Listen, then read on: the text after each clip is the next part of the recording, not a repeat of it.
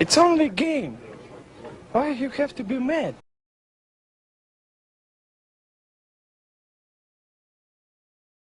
What is up, heroes of Dominion? My name is Charlie. This is Hero Wars Central, and today we're going to do our latest installment of Question and Answer. In fact, I believe this is the 5th episode.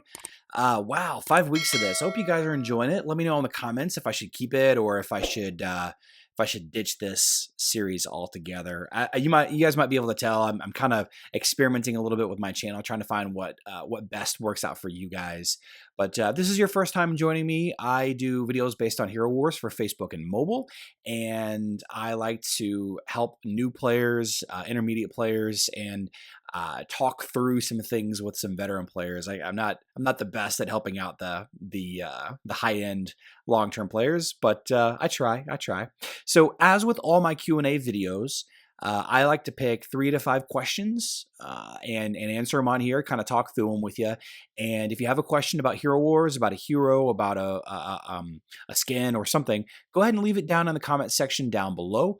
And if it gets enough likes, or if I feel it's a question that gets asked enough, or if I like the question, then I'll do it in the next video. So go ahead, yeah, run down there and throw those comments. And as always, if you feel I'm not answering your question quick enough or ever, then of course jump in the Discord. A lot of guys are more than willing to help you out with just about any aspect of either the mobile or the Facebook version of the game. So great resource there. So without further ado, I'm going to jump into the Q&A. So Justin asks, is there a way to beat a team that is constantly healing itself?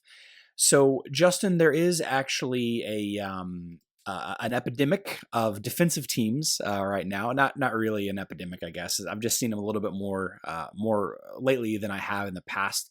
And what a defensive team is a team that's it's set up to have to last against your attacking them in the arena or the grain arena. And what a lot of people like to do is they like to set up their defensive team with a handful of healers. Maybe they pull out their main damage dealer in favor of another healer, and it's difficult to do enough damage to out damage their healing. And there are a couple abilities in the game that'll help you out quite a bit. And I'm going to talk about a couple of them real quick. So you could use the biggest one is going to be Celeste. Her dark form, the Cursed Flame ability, will block enemy healing. And as you level it up into the Limbo ability, her blue ability, that blocked healing will actually turn into damage done. So instead of a hero taking healing, they'll actually take damage. So that's probably going to be your best bet. Of course, you can't always control Celeste, especially if you're in arena or grand arena. It's going to be an auto, so that's not as reliable. So that's one option. Another great option is going to be through the use of silence.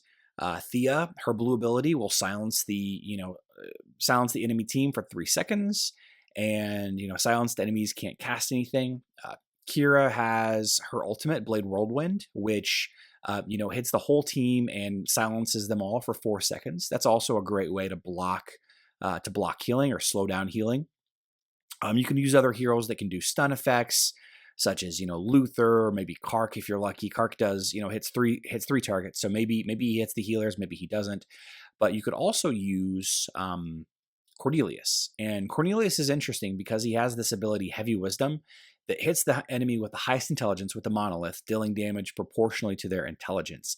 A lot of people ask me what's the biggest counter to Celeste, and Cornelius is going to be the biggest counter. He just does so much spike one-hit damage to high intelligence heroes.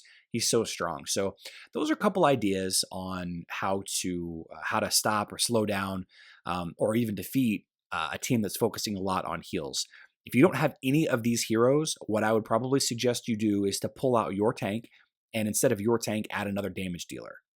Because if they're spending all of their effort healing themselves, they're probably not doing that much damage to you. So pull your tank out, unless your tank is like Galahad that does good amount of damage. My Astaroth doesn't do a ton of damage, so I pull him out. I throw in a second damage dealing hero, and then you should have luck that way. BK asks, Really confused about the mixed opinions of the usage of Nebula. This is an interesting question that I didn't think a lot of people would really want to have an issue with. But as I whenever I asked in the Discord earlier, there was quite a few people that were suggesting that maybe it's not the best to use her. Maybe it's best to use her with physical teams instead. So I'm not really sure where they're going with that, but the ability that we're talking about is Nebula's Violet ability. It is called Equilibrium, and what it does is her basic attack.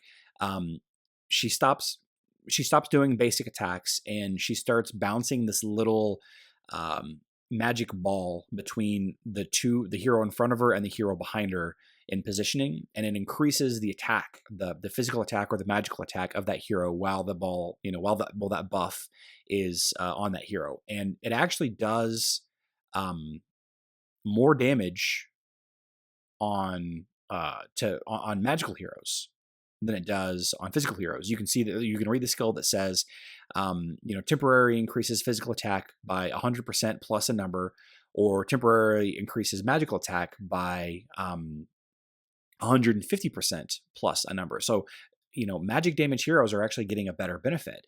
And Nebula as a whole is a fantastic hero that everyone should get and everyone should level up because of her ability to fit into just about any team, positioning where you have the opportunity to get her creatively positioned. And, because of that, the ability to heal the next two closest heroes to her, as well as also removing negative effects like curses or silences or Satori's Foxfire marks.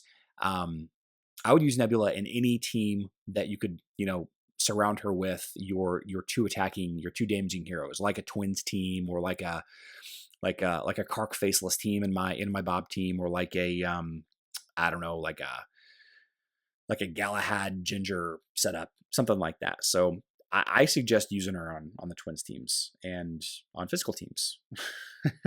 What's not to love?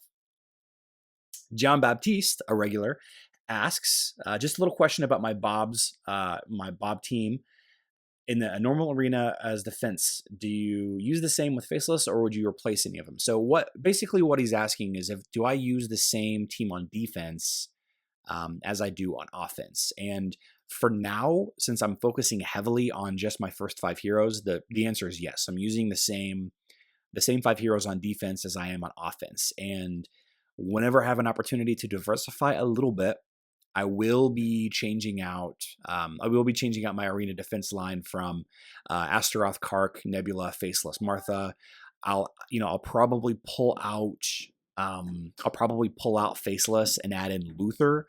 I might pull out Kark and add in Luther. I might change it up a little bit. Maybe add a more offensive tank. Maybe swap out Astaroth for Cleaver. Maybe I'll leave Cleaver and Astaroth in there. I think Luther is very interesting to have on defense because of the way that he can jump to the enemy side, do some damage, stun some people, mess up Martha a little bit, and it forces at least for a little while, forces the attacking team to turn and not use their AoE abilities on your team, but use them on Luther instead. So whenever I have an opportunity to level up a couple extra heroes, then I will have a different defensive team. And everyone should have a different defensive team than they do on their offensive team. But I will preach time and time again to always focus on your 5 main heroes, maybe 6 or 7 main heroes, but even at 124, 125, level 124, 125 that I'm at right now, I'm not really wasting resources on Grand Arena teams. I'm just not. So yeah, keep the same line until you can level up more heroes. And finally, David asks, does anyone on my team or that I know do videos for advanced players? So David, the best thing that I can do for you is to suggest you jump in the Discord. Specific game questions. There are people that have been playing this game for 2 to 3 to 5 years. Some people have been playing this game for as long as it's been out. That's going to be your best bet. One of the YouTubers that used to do a lot of videos, Miguel. He doesn't really do Hero Wars videos anymore, but he was a pretty high end player that had some tactics. Max is a high end player, I believe. I actually, I can't remember what level he is, but he's another YouTuber that does some, some high-end tactical stuff. I'm not there yet. I'm 124 and the level cap on Facebook is 130, so it seems like I'm almost at in game, but my total power level is just over 300,000. It's 330, 328,000, something like that. And, high level top end players have power levels in the 500,000. So I'm pretty far away from end game. So I would love to help you if I could, but it's not me. Jump in the Discord. Yeah, with that being said, I'm going to bring this Q&A video to a close. I hope I was descriptive and informative in answering these questions. And like I mentioned at the beginning of the video, if you have a question that you'd like me to talk through with you, leave it in the comment section down below, and maybe I'll answer it in the next video. But if you found this Q&A episode 5 informative or interesting or entertaining, go ahead and feather that like button, caress that like button for me, and consider subscribing. But until next time, I'm Charlie. This is Hero Wars Central. Sounds like my food is here, so I'm gonna go eat that, and I will see you all next time.